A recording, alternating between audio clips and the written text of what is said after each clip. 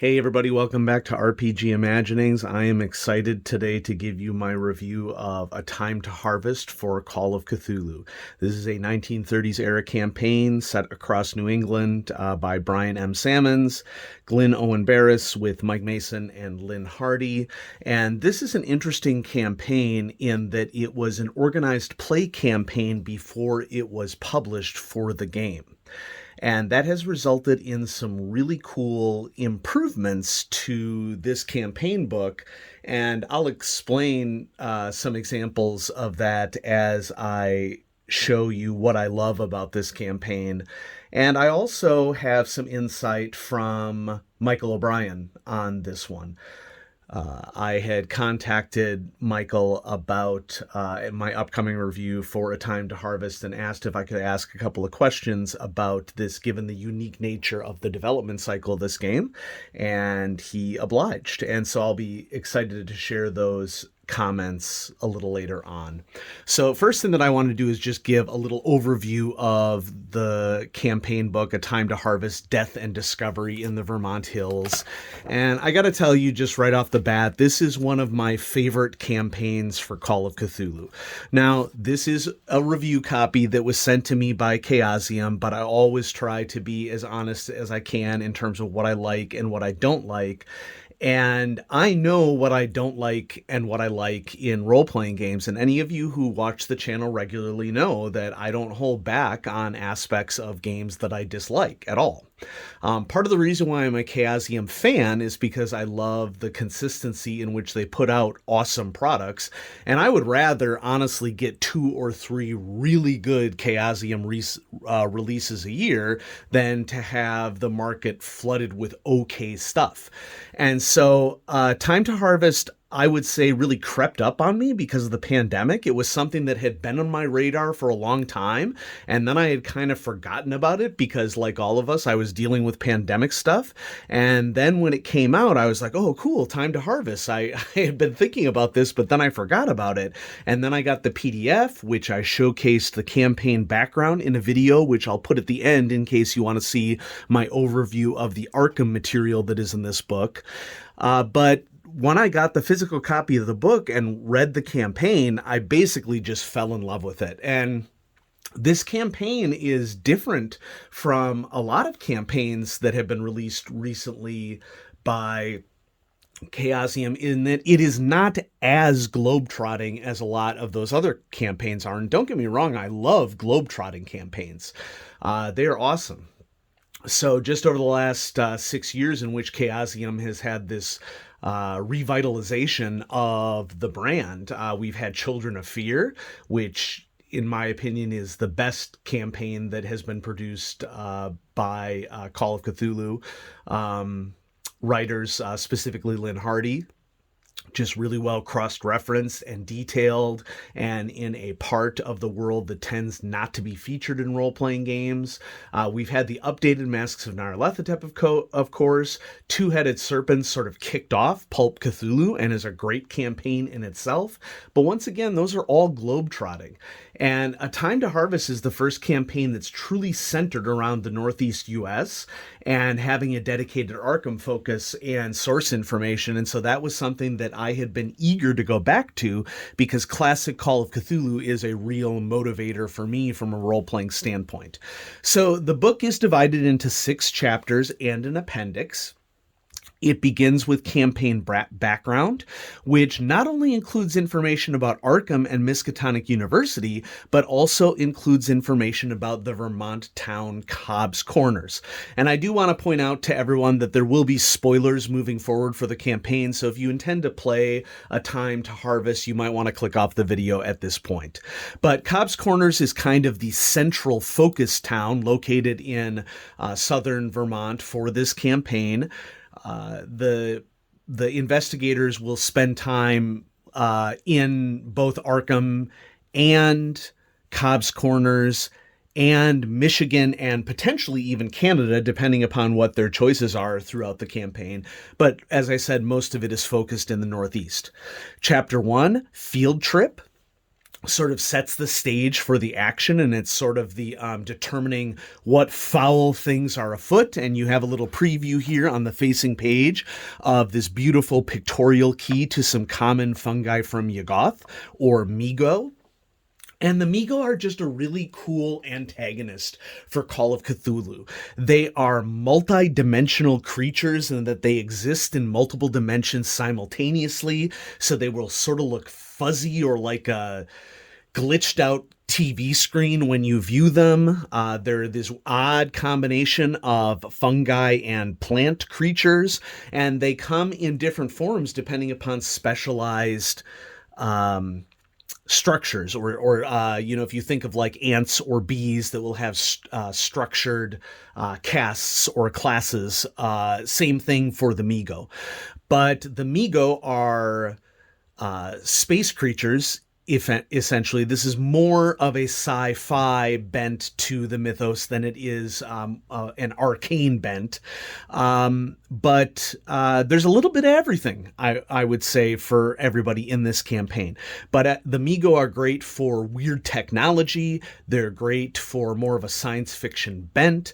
Of course, the most famous H.P. Lovecraft story that features the Migo is The Whisper in Darkness, classic tale, which if you have not seen the H.P. Lovecraft Historical Society production of The Whisper in Darkness, I highly recommend it. It is a great amateur film.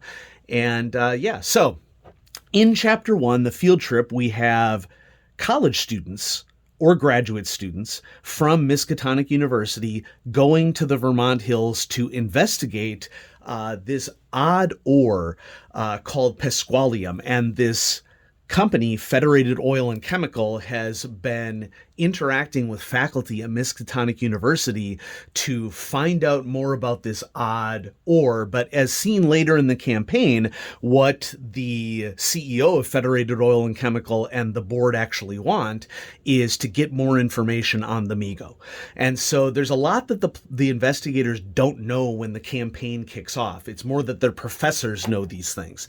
And there are opportunities in Chapter 1, the field trip, to go to Cobb's Corners, begin investigating and gathering information. Things go wrong, as they always do. Okay. And in Chapter 2, they head back to school. Now, I would say that Chapter 2 is by far the coolest chapter of the campaign, because anyone who studies the Cthulhu mythos knows that the Migo as antagonists are known for basically taking the brains out of human skulls and putting them in cylinders and keeping them alive so that their knowledge and skills can be retained without the inconvenience of their horrible human flesh bags around. And the cool thing about Chapter 2 is that you actually have doppelgangers running around on Miskatonic University campus whose brains have been replaced by Migo brains.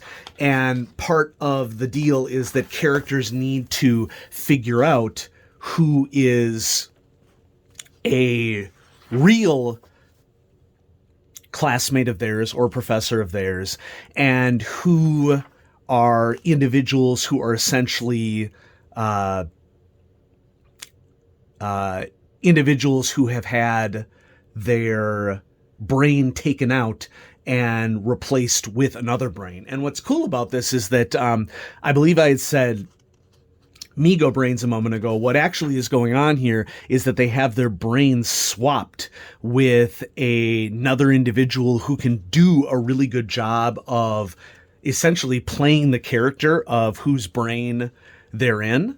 But it changes the motivations of these characters. It changes the skills of these characters. And so here's a great table. I think one of the most important tables in the game, whose body the brain is in, which former Miskatonic University student or professor is in that body, and what are some clues that the investigators could take on that would help them to understand what is actually going on here. And some of these brains inside other bodies are real significant threats to the investigators. And so there's the potential for real awesome investigation here. There is the potential for interesting clue finding and for bodily threat and for questioning reality. I mean, it's essentially like a literal gaslight, in that you will have the body of someone who the investigator is aware of with a completely different brain. And so the investigators are questioning themselves constantly, like, who is this person? I thought I knew Roderick Block, but they're acting like this totally different person. Their accent is gone. They no longer play any sport. What the heck is happening? Dr. Henry Armitage has a role in this scenario, and so it's nice to see him as a character officially fleshed out in a campaign for Call of Cthulhu. And so as more information about the nefarious plot of the Mi-Go is uncovered, the investigators are recruited away by Federated Oil and Chemical to find out even more about what is happening in both Arkham and Cobb's Corners. And so as part of Chapter 3, the investigators have an opportunity to take a short side mission to Canada to continue to investigate what is happening here. It's a nice little bit of time away. And Federated Oil and Chemical is an interesting business to put forward as an investigator organization, because this is not in any way, shape, or form a simple relationship.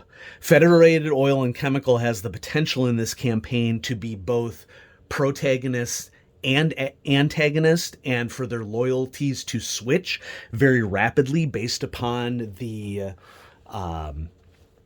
whims of the CEO. So there's a lot of cool stuff that can happen right here.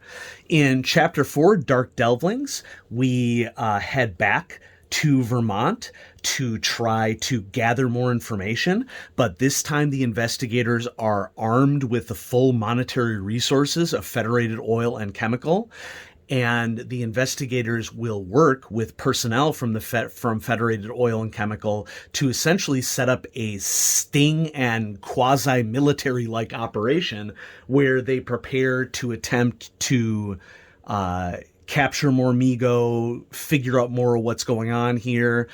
But little do they know that the Mi-Go are aware of their plans the whole time, and the spit hits the fan, so to speak, leading to Chapter 5, The Great Harvest, in which cultists working separately from the Mi-Go end up attempting or succeeding in summoning Shub-Niggurath, the Great Goat Mother, to Earth. And so The Great Harvest is the chapter all about what actions the investigators take to attempt to stop the summoning of Shub-Niggurath, to counter the cultists that have permeated the town of Cobb's Corners, and to hopefully, maybe, not sure, escape with their lives. And so it's a real action-packed chapter.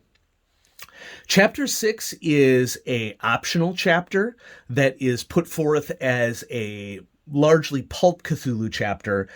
I don't think that it needs to be run as Pulp Cthulhu, but I will talk shortly about my thoughts about the campaign as a whole.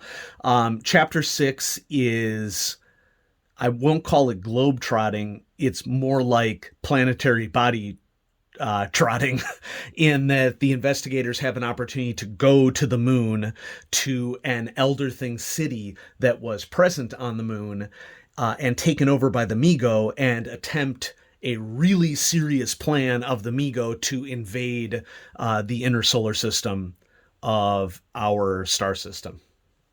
And so it's a real action-packed campaign, but it also has lots of really cool investigative elements to it, really deep characters, well-described NPCs, lots of options for the player characters to engage with, and I just enjoyed the ever-living heck out of reading it cover to cover.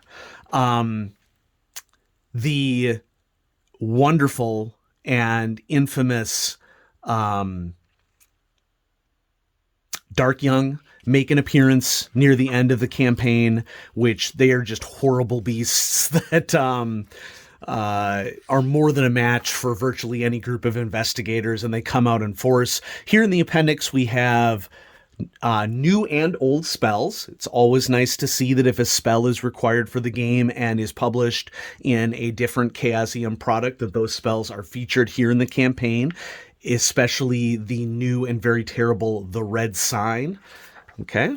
We have pre-generated investigators, which I love these pre-generated investigators because they really are a diverse and all-inclusive group of what, is a international Ivy League style school in Miskatonic University.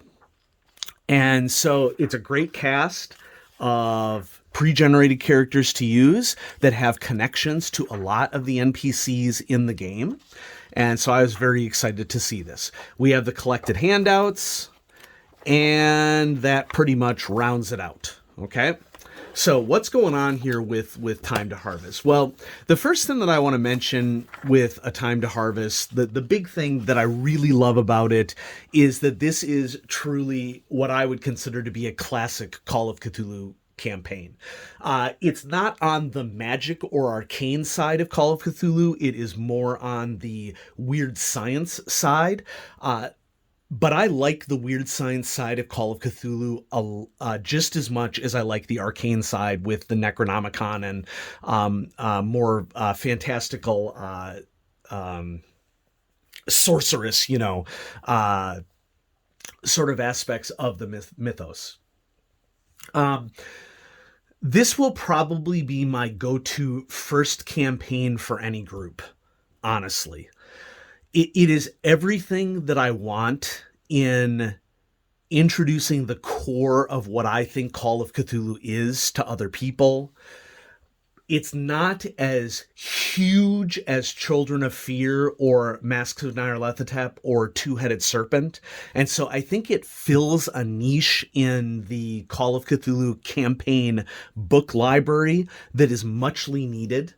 And I just love what I see. This is the style of Call of Cthulhu that I love to play and want to be playing.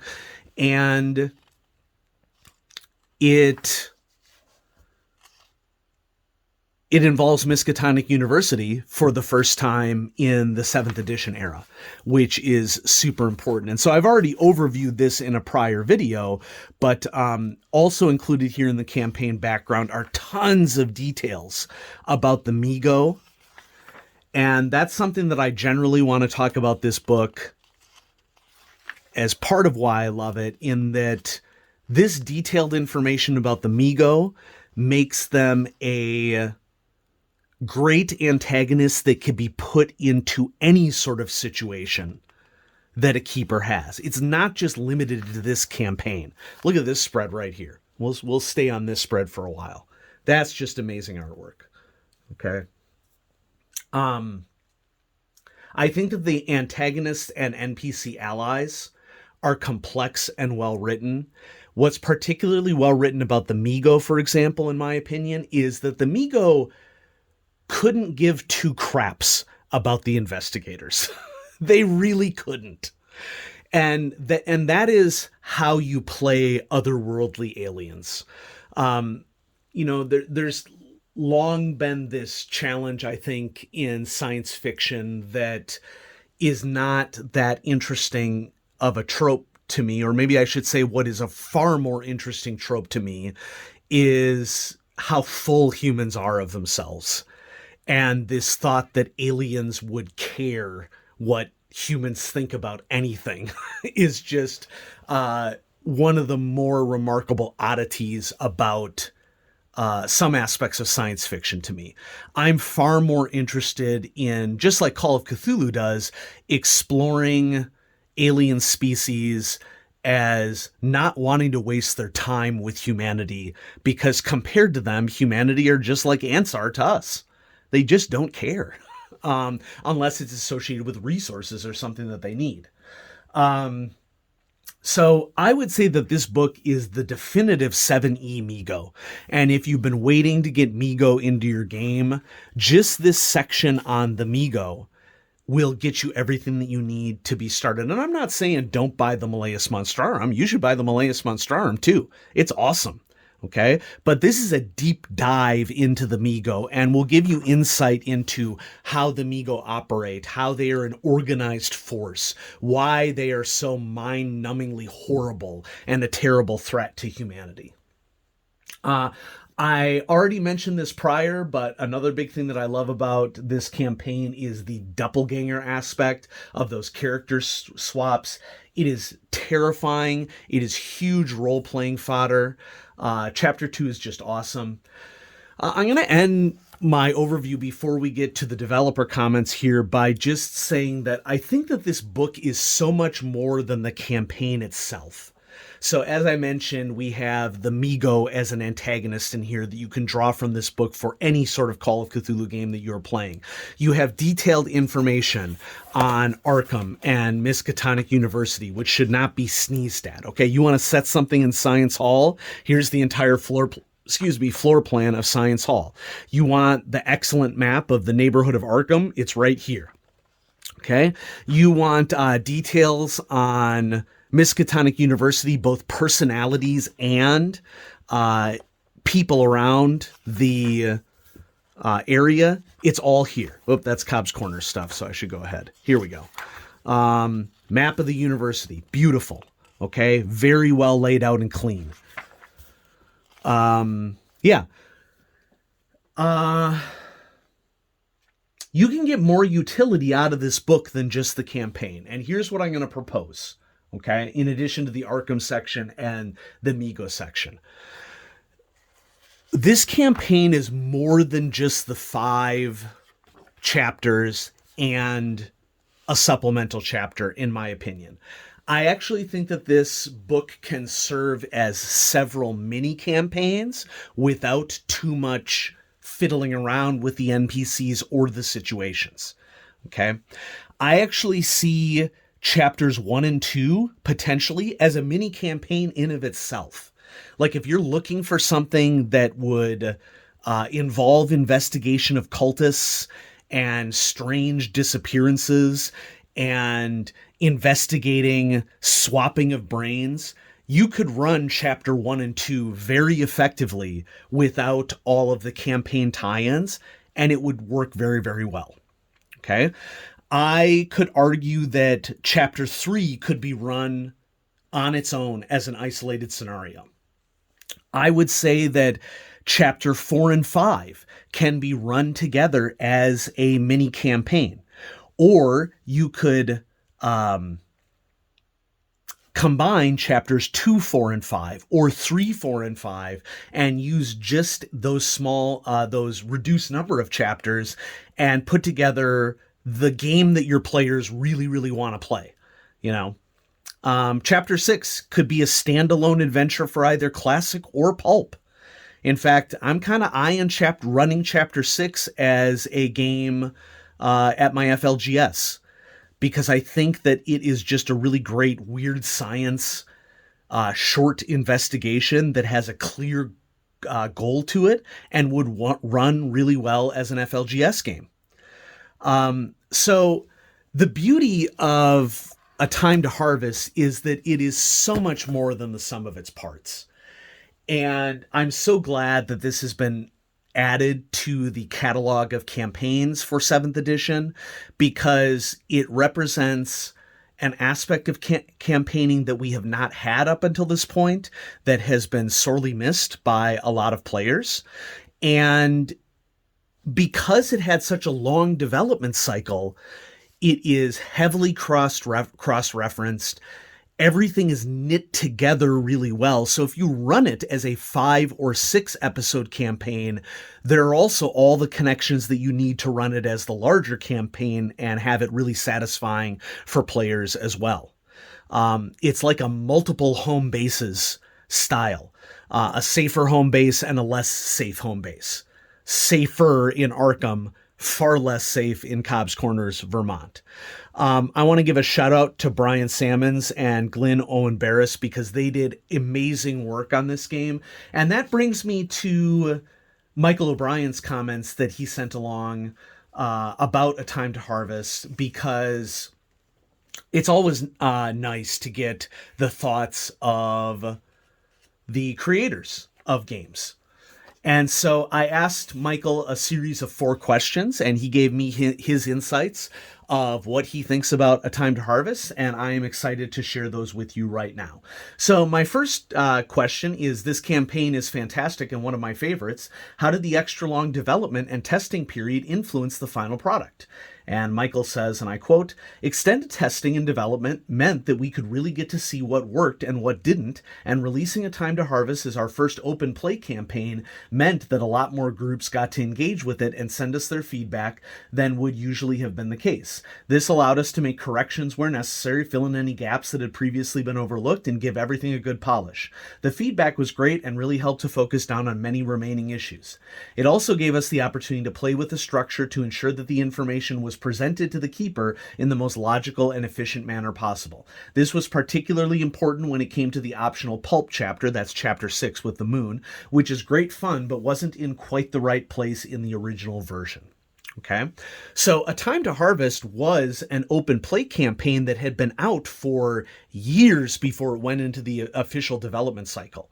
I had first heard about A Time to Harvest, I want to say, near the time that I first got back into Call of Cthulhu, like in 2017, 2018, somewhere around there. So the work that went into that extended time cycle made a huge difference, in my opinion. And you can see it in terms of how well it reads and how tight the text is and how deeply developed all the connections are between the various chapters. Next question. This is the first 7th edition campaign to be set around Arkham and detailing MU. How do you feel about finally getting Arkham/MU detailed in 7th edition? And Michael says, it's exciting. Arkham is a setting inextricably linked with the Cthulhu mythos, as is Miskatonic University, so it was great to tap into those elements and update them for 7th edition. And of course, we're not stopping there, as we are currently hard at work on bringing a new book detailing all of Arkham, Legend Haunted Arkham, which should be coming out next year, and we're referring to 2023 here. And the book in question is a book that Mike Mason has been working on for a long time and has talked frequently about at cons, his excitement for it, and of course, I'm super jazzed for it too. Question 3. Without getting into spoilers, this campaign really fleshes out some great antagonists. Which classic Call of Cthulhu threat would you like to see get the same additional development? And Michael says the color out of space could make for a very interesting antagonist if given a twist, particularly in a modern day setting. Elder Things and Shoggoths are also perennial favorites. And the last question isn't a question, no question here. I'd just like to express my admiration for the diverse cast of playable pre-gens for this campaign. Michael says, thank you. We wanted the pre-gens to reflect the range of people who could be staff and students at MU, as well as those who could be seconded to the university for the research trip that begins the campaign. We also wanted them to have a wide array of skills and backgrounds so that all of them would have something to contribute to the investigation. Awesome. Now, in addition to that, part of the reason why that's so exciting for me as a keeper and as a player is that I believe wholeheartedly in people being able to see themselves in their role-playing games. And that means that we need to work to make sure that that representation happens within role-playing games. And Chaosium has been doing a spectacular job at that. So, if you are interested in A Time to Harvest, remember that you can order the physical copy directly from Chaosium.com, and whenever you order the physical copy of a Chaosium book, they send you the PDF along with it. And if you're a little struggling for money right now and you want to do it as a 2-parter, you could purchase the PDF of A Time to Harvest and take a look at it and see what you think of it. And then if you like it, that PDF would be counted towards the purchase of a physical book later on. And Dustin can help you out with those things in Chaosium customer service. So thanks again, Michael, for sending this book to me. Time to Harvest is a modern classic. I love it. It's a great campaign, and I really hope that the audience loves it as well. And so thanks, everybody, for watching RPG Imaginings and for checking out my review of A Time to Harvest. I give A Time to Harvest 2 thumbs up. It is an awesome game, and I highly recommend that you check it out. Thanks, everybody, for watching. Have a great day.